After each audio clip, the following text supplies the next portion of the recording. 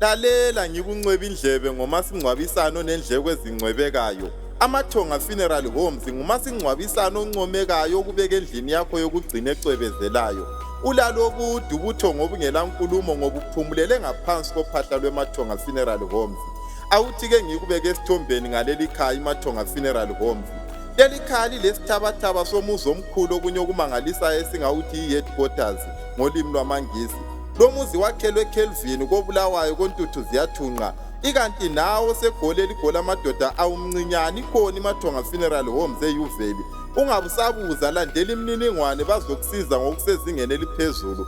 Phela lo ngumasingcwabisano omkhulu uyaziwa laseZambia ngoba ulogatsha oluzinze ngaseLusaka. Imathonga Funeral Homes likhaya lingelabandlululo ngisho noma isihlobo sakho sidlule ngaluphi uhlobo emhlabeni. Imathonga Funeral zimthwale njalo futhi kungakhathalekile nokuthi ukuphi kwendawo ngoba lo ngumasingcwabisano osiza wonke umuntu osemazweni angomakhelwane phecelezi all SADC countries. Amathonga Funeral Home ngumasingcwabisane onakekela uZulu.